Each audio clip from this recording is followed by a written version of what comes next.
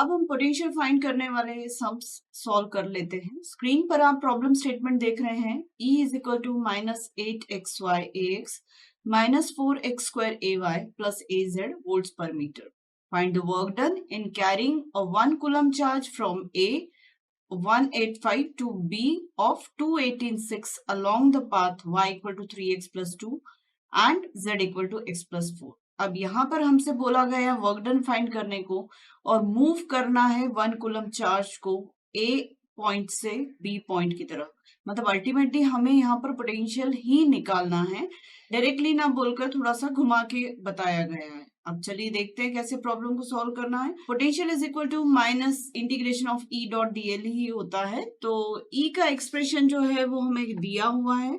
Initial point जो है वो ए है और फाइनल पॉइंट जो है वो बी है। तो हमारा 1 कूलम चार्ज ए पॉइंट से बी पॉइंट तक मूव करेंगे, पर कौन सा पाथ फॉलो करना है हमें, y equal to 3x plus 2 z equal to x plus 4। इससे पहले वर्क डन में मैंने आप लोगों को सिर्फ इनिशियल पॉइंट और फाइनल पॉइंट बताया था। बीच के 2 पॉइंट्स हमने कंसिडर किए थे क्योंकि पाथ डिपेंडेंट ई डॉट डीएल इंटीग्रेशन नहीं होता है, ना वर्क डन का ना पोटेंशियल का।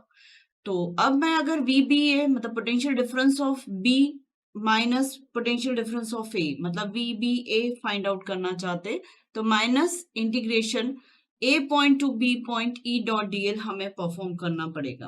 E का एक्सप्रेशन यहाँ लिख लिया, DL का एक्सप्रेशन कार्टेशियन कोऑर्डिनेट में मैं पहले ही बता चुकी हूँ, dx ax plus dy ay plus dz az।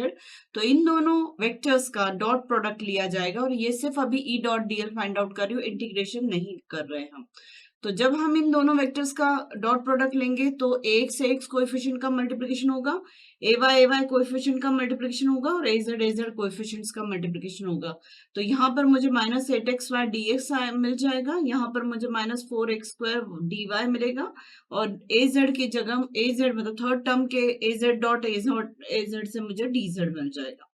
अब VBA फाइंड करना है तो फिर से सेम हमने इंटीग्रेशन 185 टू 2186 लिखा और ये पूरा E डॉट DL का एक्सप्रेशन अंदर इंटीग्रेशन के लिख लिया। अब इसी पर्टिकुलर इंटीग्रेशन में E डॉट DL की 3 टर्म्स मिल रही हमें, पर एक में हमें x के रेस्पेक्ट में इंटीग्रेशन करना है, दूसरे में हमें y के रेस्पेक्ट में और तीसरे में हमें z के रेस्पेक्ट में करना है। तो ऑल टुगेदर जो पॉइंट हमने A टू B लिखा हुआ है इसे मैं ब्रेक करके लिख रही हूँ। फर्स्ट टर्म के साथ सिर्फ x का वेरिएशन 1 to 2 ले रहे हैं, सेकेंड टर्म के साथ में 8 to 18 मतलब y का वेरिएशन मैनेज कर रहे हैं और थर्ड टर्म में हम 5 to 6 z का वेरिएशन शो कर रहे हैं फॉर दिस इंटीग्रेशन। अब हमें पाथ जो फॉलो करना है उस पाथ को हम इनकॉर्पोरेट करेंगे। तो ये जो पूरी टर्म है जिसका इंटीग्रेशन x के रिस्पेक्ट में होना है, तो उस पाथ के जो मैथमेटिकल एक्सप्रेशन हमें कर्व दिया हुआ है या जो भी एक्सप्रेशन हमें पॉलिनोमियल दिया हुआ है वहां पर हम y की जगह x के टर्म में हम इसे रिप्लेस कर देंगे। तो हमें पाथ दिया है y equal to 3x plus 2 और z equal to x plus 4। तो y की जगह हम सब्सटीट्यूट कर लेंगे 3x प्लस 2। तो यहाँ पर y की जगह 3x प्लस 2 सब्सटीट्यूट किया तो इंटीग्रेशन में होगा minus minus plus 8x, y की जगह 3x प्लस 2 एंड dx और इंटीग्रेशन 1 to 2 में है। इसी तरीके से ये वाला जो एक्सप्रेशन है सेकेंड टर्म, ये पूरा y के रेस्पेक्ट में हमें इंटीग्रेट करना है और जो टर्म ऑफ इंटीग्रेशन है वो x में है। तो इन दोनों में से किसी एक को यूज करके हम इसे y के रेस्पेक्ट में चेंज कर देंगे। तो नेचुरली ऑब्जर्व करने पर हमें समझ में आ रहा है कि y की वैल्यू को मुझे क्या लिखना पड़ेगा, y माइनस 2/3 और x का स्क्वायर है तो इस पूरे का स्क्वायर हो जाएगा। तो ये हो जाएगा 4 minus minus plus 4 y minus 2/3 का होल स्क्वायर और dy और dz के इसमें कोई भी वेरिएबल हमें 1 दिया हुआ है, नो वेरिएबल, तो ये एज इट इज रहेगा। अब जब इसे पूरा एक्सपैंड करेंगे तो ये आएगा 24x² और 16x हो जाएगा। यहाँ पर जब हम एक्सपैंड करेंगे इसे तो 3 को मैंने पहले ही बाहर ले लिया, 4/9 हो जाएगा। इंटीग्रेशन 8 to 18 इसे y माइनस 2 होल स्क्वायर से ओपन कर दिया और यहाँ पर हो जाएगा -z 5 to 6।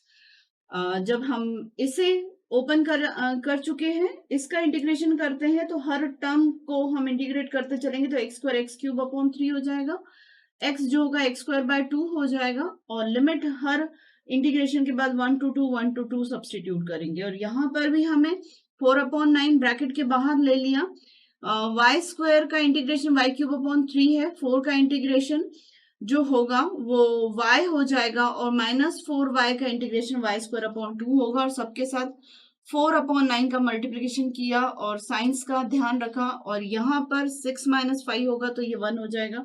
तो हर टर्म का जो एक्सप्रेशन है वो लिख चुके हैं इन टर्म्स ऑफ या तो x या y या कांस्टेंट के रिस्पेक्ट में। जब हम लिमिट्स अप्लाई कर देते तो टर्म्स की वैल्यूज ऐसी ही कुछ आती है।